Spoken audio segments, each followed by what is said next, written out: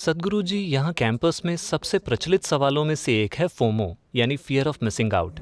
हमें हमें गतिविधियों में पिछड़ने का डर होता है, अपने प्लेसमेंट में पिछड़ने का डर होता है, इस दुनिया की लगभग हर चीज में पिछड़ने का डर होता है। तो सद्गुरु जी, मेरा सवाल ये है कि हमें कब समझ जाना चाहिए कि अब बहुत हो गया, हमें इसे रोकना है और इससे हमारे निर्णय प्रभावित नहीं होने चाहिए। मेरे ख्याल से यहाँ कई लोगों के मन में ये सवाल है और हम इस बारे में आपके विचार जानना चाहते हैं। सही देखिए, पिछड़ने का डर, जीवन को थोड़ा आगे बढ़कर देखते हैं। इस एजुकेशनल इंस्टीट्यूशन में आप सिर्फ कुछ समय के लिए, आप खुद को किसी चीज के लिए तैयार करने आए हैं। You have not come to an educational institution as a destination. आप इसलिए यहाँ नहीं आए हैं क्योंकि यही आपकी मंजिल है। ये आपको एक अच्छे पैकेज में पैक करने वाली जगह है ताकि आपको आप आज काफी अच्छे पैकेज में हैं। Thank you sir. तो बात शिक्षा की नहीं है, मगर इसकी कि हम उसे कैसे प्राप्त करते हैं। जहां तक पिछड़ने का सवाल है, पिछड़ने का डर, पहले तो डर, पिछड़ने से पहले डर के बारे में बात करते हैं। डर हमेशा इस बारे में होता है कि क्या होगा या क्या नहीं होगा, है ना। डर का संबंध उससे नहीं है जिसे हम अभी अनुभव कर रहे हैं। क्या होगा, हमेशा यही डर होता है। या दूसरे शब्दों में, आपका डर उस चीज के बारे में है जो अभी हुई नहीं है।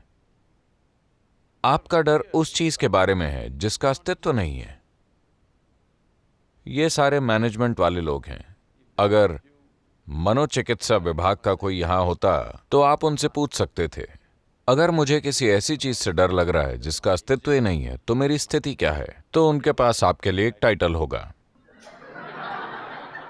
हाँ, निमांस पास ही है, हम उनसे पूछ सकते हैं, वो भी एक जाना माना इंस्टीट्यूट है। हमें उससे तकलीफ है जिसका अस्तित्व ही नहीं है। हाँ, अगर आपको उस चीज से तकलीफ है जिसका अस्तित्व ही नहीं है तो इसका संबंध जीवन से नहीं है, शिक्षा से नहीं है, करियर से नहीं है, बस आपका दिमाग आपके काबू से बाहर है। क्या आपको सबसे पहले इस अहम पहलू को मैनेज नहीं करना चाहिए इससे पहले कि आप किसी उद्योग या कारोबार को मैनेज करें? क्या यह महत्वपूर्ण नहीं है कि सबसे पहले आप अपने दिमाग को मैनेज करना सीखें? हेलो, क्या यह महत्वपूर्ण नहीं है? अगर आप अपने दिमाग को मैनेज करना नहीं जानते तो आप दुनिया में क्या मैनेज कर पाएंगे? Managers are all free. सारे मैनेजर्स परेशान हैं और उनके पेट में अल्सर हो रहे हैं। हाँ, ये आम बात हो गई है। अगर आप सीईओ हैं और 45 की उम्र तक अगर आपको अल्सर नहीं हुए तो आप अच्छे सीईओ नहीं हैं। क्योंकि आप इस तरह संयोग से मैनेज कर रहे हैं। डर इसलिए होता है क्योंकि संभावना सिर्फ संयोग से है ना। मुझे बताइए, मान लीजिए आपको साइकिल चलानी नहीं आती। आप स्टैंड पर खड़ी साइकिल पर बैठे और यूं ही पैडल मारने लगे और वो स्टैंड से उतरकर चलने लगी। घबराहट होगी या नहीं? तेज चलने लगी, डर लगेगा या नहीं? बहुत तेज, दहशत होगी या नहीं? साइकिल के कारण दहशत नहीं होती, बस इतना है कि आप उसे चलाना नहीं जानते।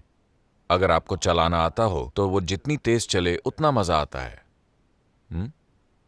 है ना। जितनी तेज चले उतना अच्छा। Very, हमने साइकिल बनाई ही इसलिए क्योंकि हम पैदल चलने से तेज चलना चाहते थे, यही मकसद है। लेकिन अगर आपको चलानी नहीं आती तो कितना डर लगता है।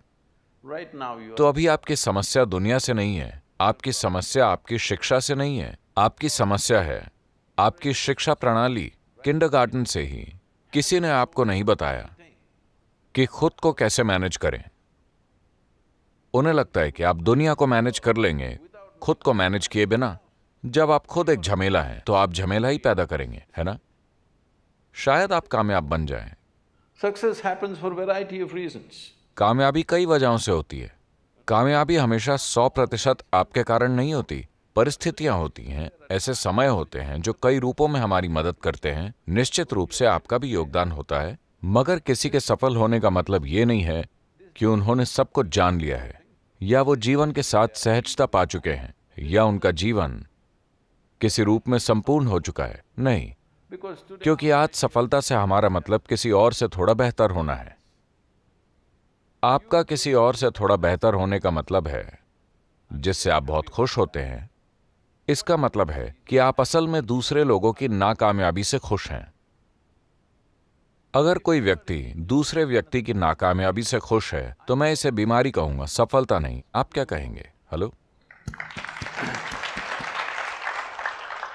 मैं खुश हूं कि आप फेल हो गए। यह बीमारी है, यह सफलता नहीं है, है ना? दुर्भाग्य से आप इसी दिशा में जा रहे हैं। यही वजह है कि मानव क्षमता पूरी तरह जाहिर नहीं हो पाई है।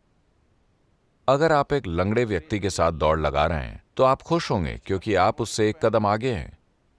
जब आप मिस्टर बोल्ट से मिलेंगे तभी आप समझेंगे कि आप कौन हैं।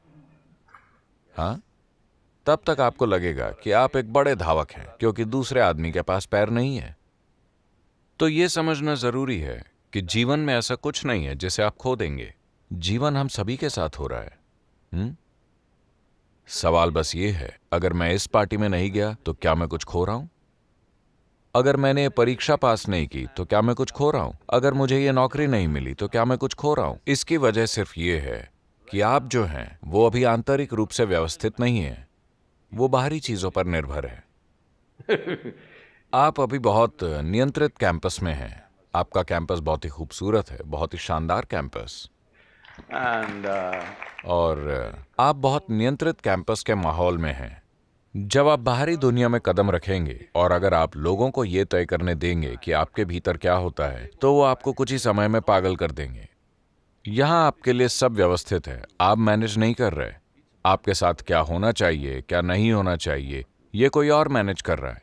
जब आप सड़क पर निकलते हैं, अगर आप दूसरे लोगों पर छोड़ दें कि वो आपकी खुशी या दुख तय कर सकें तो निश्चित रूप से आप दुखी होंगे क्योंकि वो कई सारी चीजें करेंगे। आपके अंदर क्या होता है यह आपको तय करना चाहिए, है ना? आप लोगों की नकल कर ही क्यों रहे हैं? ज्यादातर लोग ये जानते भी नहीं हैं कि वो क्या कर रहे हैं। ऐसा हुआ, शंकरन पिल्लई ने पेंटागन ज्वाइन किया। वो पेंटागन में काम कर रहा था। वो अपनी काम करने वाली टेबल एक ऑफिस से दूसरे ऑफिस, दूसरे ऑफिस से तीसरे ऑफिस में खिसकाता रहा। फिर वो गलियारे में पहुंच गया, फिर बगीचे में, यहां वहां, फिर वो पुरुषों के शौचालय में चला गया और वहां बैठकर काम करने लगा। हर कोई ये देख रहा था, इसके साथ क्या समस्या है। शुरू में उन्होंने सोचा कि ये एक रूसी एजेंट है, then फिर उन्हें लगा कि वो मुस्लिम आतंकवादी होगा। फिर उन्होंने बाकी सारी चीजें सोची मगर उसने किसी को नुकसान नहीं पहुंचाया था। फिर वो पुरुष शौचालय में बैठकर काम करने लगा। लोगों ने पेंटागन के मनोचिकित्सक को बताया कि ये शख्स पागल हो गया है। वो पुरुष शौचालय में काम कर रहा है और वहीं अपना ठिकाना बनाकर काम कर रहा है। मनोचिकित्सक यूं ही टहलते हुए शौचालय में घुसा मानो उसे शौचालय का इस्तेमाल करना हो और बातचीत शुरू कर दी। फिर उसने पाया कि वो काफी ठीक ठाक है, सब कुछ ठीक ही लगा। उसने पूछा, तुम शौचालय में बैठकर क्यों काम कर रहे हो? वो बोला, मैंने हर जगह जाकर देखा, आखिरकार मैंने पाया कि सिर्फ यही वो जगह है जहां लोगों को पता है कि वो क्या कर रहे हैं।